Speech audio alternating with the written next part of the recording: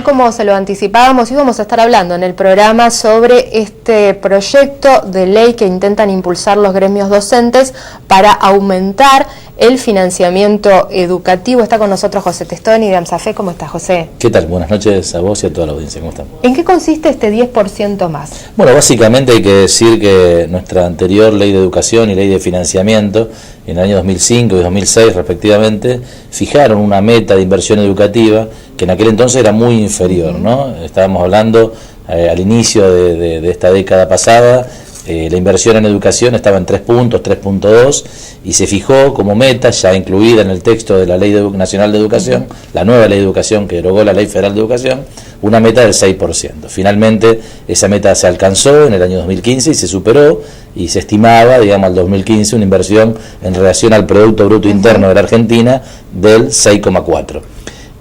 Lo que hay que decir que a la par de ese crecimiento de inversión del Estado, en definitiva, también hubo una expansión muy importante del sistema educativo, porque cuando se fijaba esta meta no había un nivel inicial obligatorio, no había una secundaria obligatoria, tampoco se pensaba en la meta de jornada ampliada, había distintas apuestas diferentes, vamos a decir. Incluso la proliferación de estos talleres que forman parte del sistema educativo y que tienen orientación laboral. Exactamente, de alguna manera acá hay que decir que se recuperó la escuela técnica con una inversión muy importante, lo cual generó una importante creación de escuelas técnicas y de institutos superiores técnicos.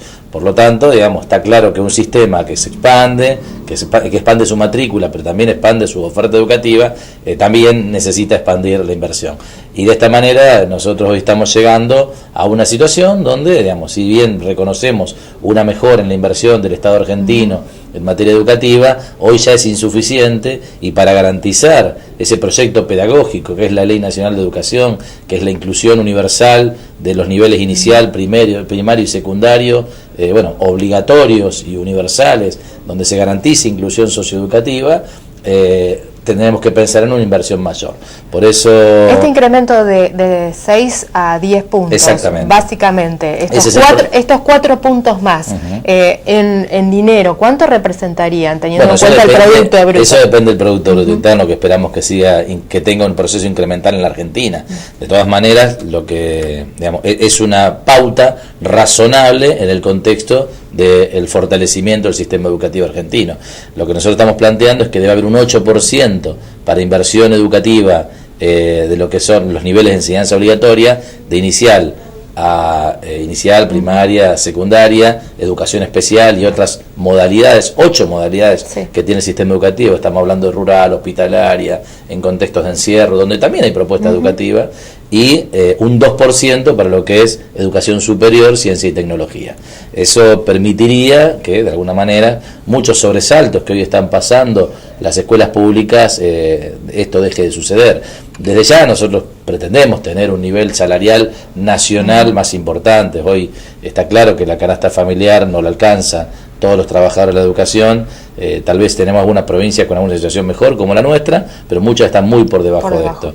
Y por otra parte, también pensamos que hay una fuerte inversión en infraestructura que hay que hacer y en creación de cargos. Nosotros no vamos a poder pensamos que el nivel inicial tiene que tener inclusión educativa, no guarderías desde los 45 días. Esto sería importantísimo porque ese trabajo a la temprana edad es el que anticipa un montón de situaciones. Anticipa situaciones sanitarias, situaciones de alimentación, y obviamente en el contexto del sistema educativo va a tener un valor incalculable para toda la sociedad argentina. Incluso mejora el tema de la alfabetización después en la primaria. Recién mencionabas este tema de los sobresaltos. Actualmente estamos frente a un escenario de crisis, con algunos recortes. ¿Ustedes creen que esto es viable, que este proyecto avance en el Congreso Nacional? Todo depende del modelo que llevemos, el modelo social, político, económico que se lleva adelante en la Argentina. Si acá triunfan las ideas neoliberales de Estado mínimo, si triunfan las ideas neoliberales que tienen que ver con, básicamente, ese pilar de Estado mínimo y el de desregulación económica absoluta, y que las grandes empresas se coman a las pequeñas, nuestra pelea por mayor inversión educativa va a ser más difícil, porque para nosotros no tiene que haber un Estado mínimo y no tiene que haber un Estado que no intervenga en la economía, de ninguna manera. Ahora, me parece que la sociedad argentina en eso, si bien por ahí apoya cambios y transformaciones y alternancias, no creo que esté pensando en que el Estado debe ser mínimo y que cada uno debe pagarse su educación y su salud y la seguridad por su cuenta y que eso tenga un concepto de mercado. Nosotros cuando dimos el debate por la derogación de la Ley Federal de Educación, hay un tema central que me parece que no sé si fuimos conscientes los argentinos del avance gigantesco que vimos. En esa ley, en su artículo 2, dijimos que la educación y el conocimiento en la Argentina son un bien público, un derecho social e individual. Eso justamente estábamos diciendo que en la Argentina la educación y el conocimiento no son un bien de mercado. No son un bien de mercado, y si son un bien público y un derecho individual y social, el Estado debe garantizarlo. Nosotros queremos seguir en esa línea, nos parece, siempre lo decimos, la política educativa es la mejor política, no solo educativa, es la mejor política de seguridad, es la mejor política sanitaria, es la mejor política productiva, es la mejor política de inclusión, entonces siempre tiene sentido invertir en educación y aspiramos a que, bueno, los legisladores que pertenecen a las provincias, que tienen verdaderas preocupaciones para garantizar el servicio educativo en las jurisdicciones, acompañen este proyecto de ley que lo hizo una diputada que hoy ya tiene mandato cumplido, que es la diputada Adriana Puigros. ¿Y en qué instancia estás? ¿En qué instancia está? ¿Está presentado? ¿Tiene estado parlamentario? Tiene estado parlamentario en el Congreso de la Nación, tiene el máximo de firmas que se requiere para un proyecto, que son las 15 firmas, y en el día de ayer, que hicimos el 23 de mayo, se cumplían 28 años de la histórica Marcha Blanca de los Docentes.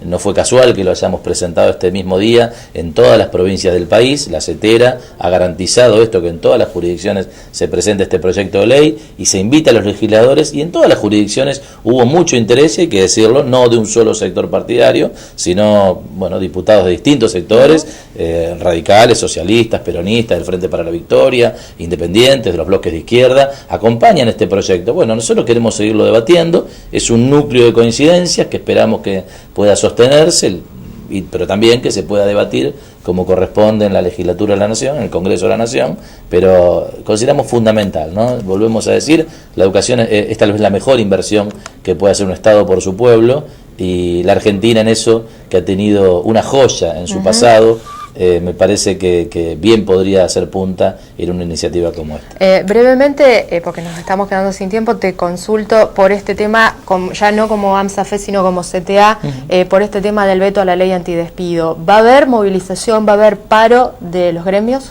Bueno, se está discutiendo, va a haber una serie de instancias de discusiones en cada central y junto a las centrales. Mi opinión, bueno, el futuro no lo conozco, esa es una discusión nacional. Nosotros hemos sido convocados para el jueves a un plenario de la CTA, todos los secretarios generales de las 24 jurisdicciones del país, y vamos a conversar este tema. La opinión que nosotros tenemos de Santa Fe, que le hemos conversado con otros compañeros, es que esto tiene la medida que tenemos que llevar adelante es la medida, la más combativa, es la que podemos sostener todos. La más combativa no es la que hace un grupo pequeño de trabajadores. Nosotros sí que realmente queremos transformar la realidad y no quedar como los que no somos los culpables, como lo único que acá importara para algunos es culparse. No, nosotros no nos interesa, nosotros nos interesa transformar la realidad. Eso hacemos en ANSAFE y eso hacemos en la CTA Santa Fe.